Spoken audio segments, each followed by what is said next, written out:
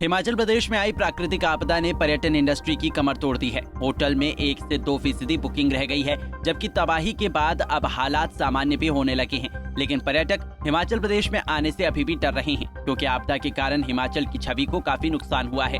पर्यटन कारोबारियों ने हिमाचल में पर्यटन को पटरी पर लाने के लिए कदम उठाने की मांग की है। Tourism industry stake holder association यानी टीशा हिमाचल के अध्यक्ष मोहिंद्र सेठ ने कहा है कि कोविड के समय जिस तरह से हिमाचल प्रदेश की पर्यटन इंडस्ट्री को नुकसान हुआ था, उसी तरह का ही नुकसान इस मॉनसून में हुआ है। प्राकृतिक आपदा के कारण हिमाचल की छवि धूमिल हुई है और पर्यटक हिमाचल आने से डर रहे हैं, जबकि अब हालात सामान्य हो गए हैं। इसलिए सरकार को हिमाचल की छवि को सुधारने और पर्यटन को पटरी पर लाने के लिए काम करना चाहिए। टूरिस्टों को कहाँ कहाँ जा सकते हैं उसके बारे में एक प्रॉपर इन्फॉर्मेशन मिलती रहे, ताकि जो टूरिस्ट अपना प्लान करना चाहते हैं वो प्लान करें।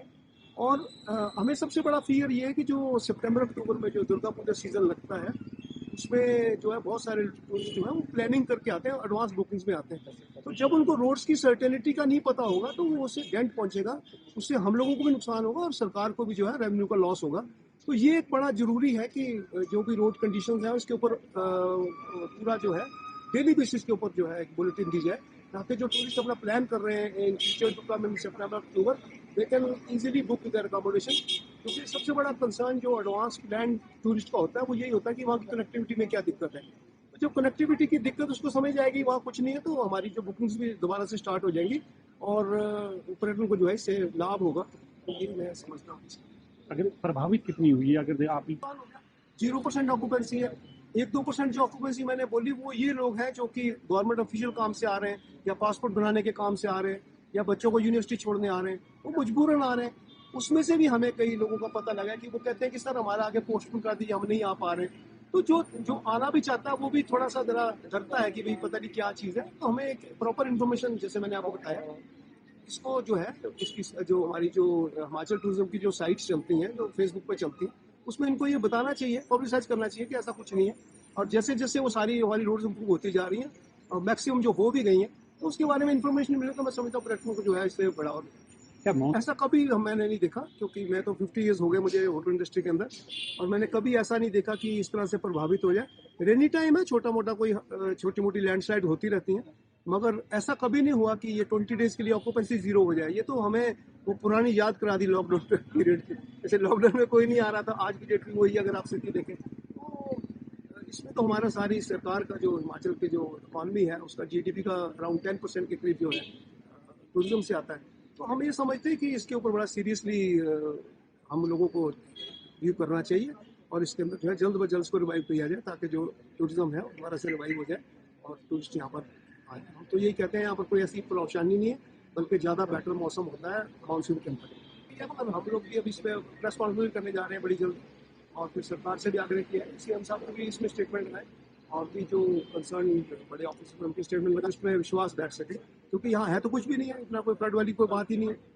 इससे जो है पर्यटन को जो है मैं समझता हूँ दोबारा से पटड़ी में आने में ज़्यादा समय नहीं लगेगा। वहीं मुख्यमंत्री के प्रधान मीडिया सलाहकार नरेश चौहान ने कहा कि प्राकृतिक आपदा से हिमाचल को भारी नुकसान हो गया और पर्यटन कारोबार को भी भारी आघात हुआ है। वर्तमान में सरकार ने सभी पर्यटन स्थलों में रेस्टोरेशन का काम लगभग पूरा कर दिया है। अब हालात सामान्य हो चुके हैं, बिजली, पानी और सभी मुख्य सड़कें खुल गई हैं। इसलिए पर्यटकों को अब घबराने की जरूरत नहीं है। पर्यटक बेझिझक हिमाचल प्रदेश के पर्यटन स्थलों में घूमने आ सकते हैं। सरकार भी पर्यटन को पटरी पर लाने के लिए कदम उठा रही है। जो पर्यटन है, हिमाचल प्रदेश के जीडीपी में बहुत बड़ा योगदान पर्यटन का 7.6 के करीब जो कंट्रीब्यूशन है, ये एक बहुत बड़ी इंडस्ट्री है और इसके साथ बहुत सारे लोगों का रोजगार जुड़ा हुआ है, चाहे वो पर्यटन व्यवसाय से सीधे तौर पे जुड़े हो या इनडायरेक्ट तौर पे। वो होटल वाले हो सकते हैं, वो होम स्टे वाले हो सकते हैं, टैक्सी वाले लोग हो सकते हैं और रेस्टोरेंट्स वाले हो सकते हैं, फोटोग्राफर्स हो सकते हैं। बहुत बड़ी चेन है और पूरे देश से भी और विदेशों से भी पर्यटक हिमाचल प्रदेश आता है। इससे एक बहुत बड़ा रोजगार और साथ में सरकारी रेवेन्यू भी जीडीपी में कंट्रीब्यूशन था।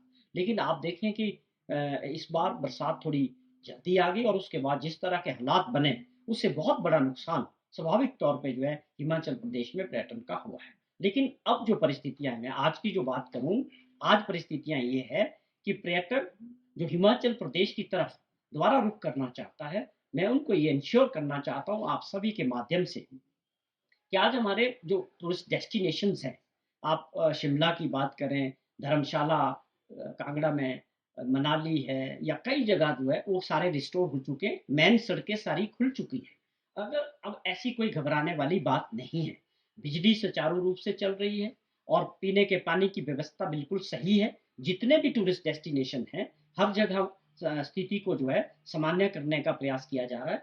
तो आप ये समझें कि जो लोग हिमाचल प्रदेश की तरफ रुख करने वाले हैं या करना चाहते हैं, उनके लिए मैं कह सकता हूँ कि अब ऐसी घबराने वाली बात नहीं है। सरकार की तरफ से भी, एडमिनिस्ट्रेशन की तरफ से भी, हर तरह से लोग जो है अब चाहते हैं कि लोग हिमाचल प्रदेश में पर्यटक। पंजाब केसरी टीवी के लिए शिमला से योगराज शर्मा की रिपोर्ट। हमसे जुड़े रहने के लिए हमारे YouTube चैनल को सब्सक्राइब करें और नई वीडियो की नोटिफिकेशन के लिए बेल आइकॉन को दबाएं।